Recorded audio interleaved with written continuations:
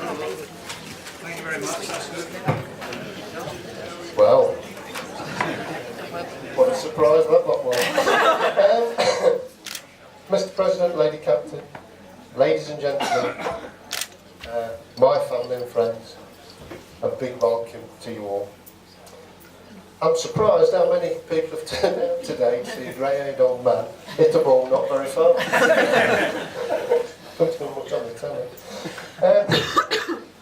Before I go any further, I'd like to ask Rupert Williams to come up and say a few words. The Lady Captain, Judith, and I have chosen a charity. I'd like Rupert to explain, to introduce two ladies and tell you more about it. And I'll just go through a few thank yous after. So, Rupert.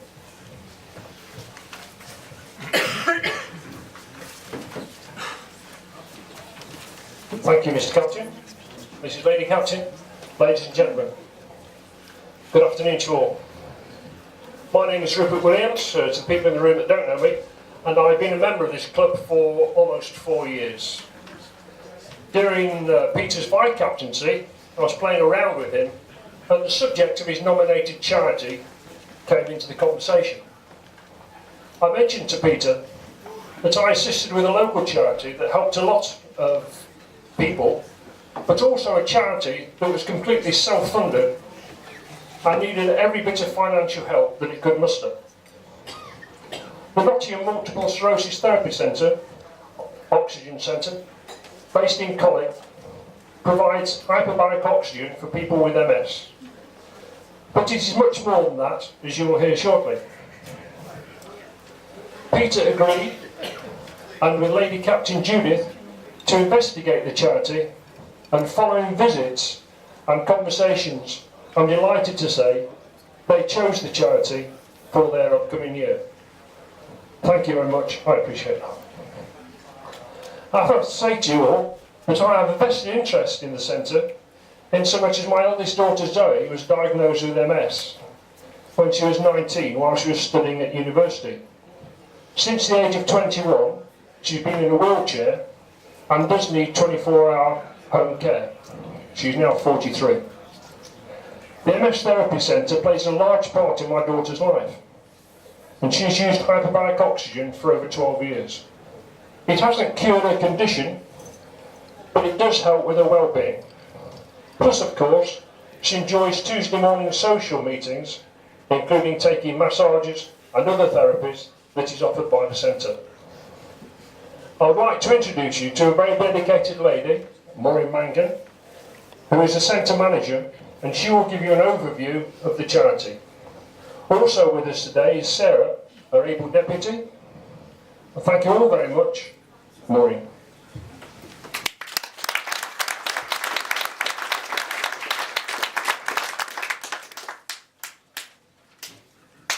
Hello there, and thank you for inviting us today. I'm Maureen, this is how you mind that, is Sarah, my colleague. We've left information on all of your seats, and I'll just tell you a few things to back it all up really, but if you've got anything that you want to know further, please feel free to speak to us afterwards or ask questions as we go along. We are a charity called the Nottingham MS Therapy Centre. We were established in 1984 and we're based in Colwick Industrial Estate. Up until about 5 or 6 years ago, maybe 90% of our members have multiple sclerosis. But as more and more research has been done into the effects of hyperbaric oxygen on other conditions, we were getting lots of phone calls, lots of inquiries from people saying, we don't have MS, but can we come and use the chambers, or we don't have MS, do you know anywhere that would treat us? So we made a decision to sort of take down the barriers, and we renamed our actual building, our centre, the Oxygen Centre. So our charity remains the MS Therapy Centre. The building that we're based in is the Oxygen Centre, and we now answer the phone as the Oxygen Centre, which took down a lot of the barriers really, because if you just say the Oxygen Centre, people go, oh right, well I've got so-and-so, can I come along? And it's made a huge difference. We've almost doubled our membership. We're now looking at probably 50% people with MS, and the other 50% have things like, we've got many people with cancer, fibromyalgia, stroke, autism, lots of children with autism, cerebral palsy, chronic fatigue syndrome, burns, I think. Yeah, lots and lots of other conditions anyway.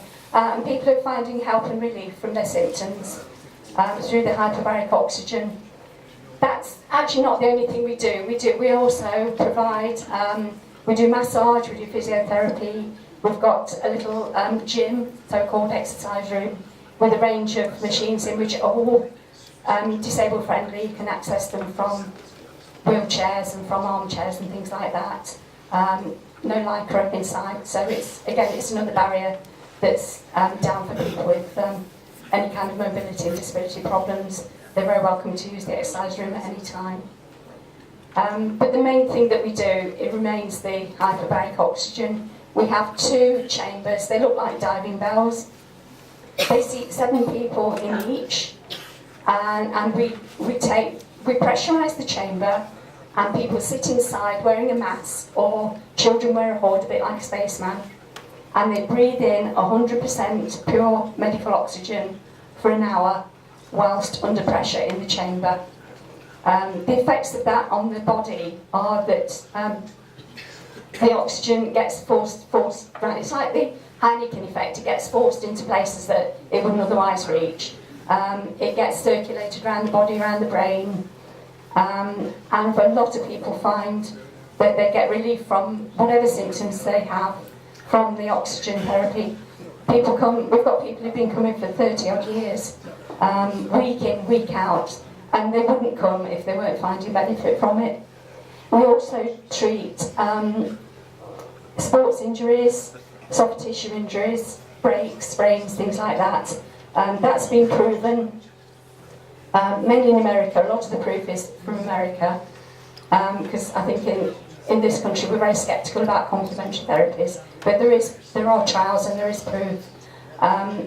Injuries like that tend to heal in 2/3 of the time. So if someone's been told they break their leg, they've been told it's going to be 6 months, then it could be 4 months if they have regular therapy. And we get professional sports people in who are wanting to get back to their game as quickly as possible. So they come in. We've had rugby players, cricket players, might get some golfers possibly. Footballers, all sorts of people. We had people, Jimmy Anderson, while the test match was on, he wasn't playing last year because he got an injury. He came into the tanks every day whilst the test match was on. He wasn't very happy to be in the tank rather than playing, but he came and it helped him get back onto the pitch for the next test. We're open. Sorry, excuse me. I've had a frog in my throat for weeks now. This virus. We are open 3 days a week. No, we're not. We're open 4 days a week. We just added a Saturday morning on, and we run through the week. We run 8 sessions on a Monday, 6 on a Tuesday, 8 on Wednesday, Thursday rather, and a couple on a Saturday. And we run different pressures. What we encourage people to do is to come and try a trial session with us, for which there's no charge. People with claustrophobia will struggle in the tanks, and they really, as soon as you clang the door shut, it looks a bit like a submarine, and it's very, very thick steel. So if that's the one thing that really puts people off, is the claustrophobic effect. As soon as the door shuts, they're just like, get me out of here, can't do it. But most of the people tend to stick with it and come regularly for sessions. The main side effects, if you're going to have side effects, are it can hurt when we're pressurising the chambers. It can hurt a little bit like when you take off in an aeroplane. Aeroplanes are actually hyperbaric chambers, and they're sealed units with oxygen under pressure. So when you take off, when we pressurise the chamber, it's the same effect as taking off. When you're cruising, that's how it feels for the hour when you're breathing the oxygen. And then when we depressurise the chamber, it's a bit like landing, and some people's ears will pop again. But it usually doesn't last, and it's usually not that uncomfortable unless you have a cold. But I think flying hurts if you've got a cold and your sinuses are blocked as well. So it's the same sort of effect. We do a range of fundraising through the year. We're completely self-financing. We're a small standalone charity. It costs us about £80,000 a year to run the centre, keep it open. So we're constantly running fundraising activities. We really appreciate Peter and Judith choosing us as your charity of the year, and we look forward to working with you on a whole range of things, really. If there's anything you want us to get involved with, just give us a shout. Our main thing that we do once a year is an annual ball, which is in September. You've got information on your seats. I'd love some of you to come to the ball, that would be great. Again, you can just ring up and book if you're interested in supporting us with that. I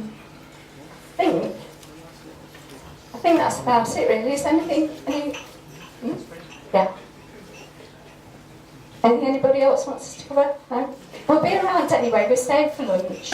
So if there's anything anybody wants to ask us, just please do. And if you want to come and visit the centre, you're very, very welcome. Just let us know. I'd just like to thank once again Rupert for introducing us, and Peter and Judith for choosing us. Thank you, Nan.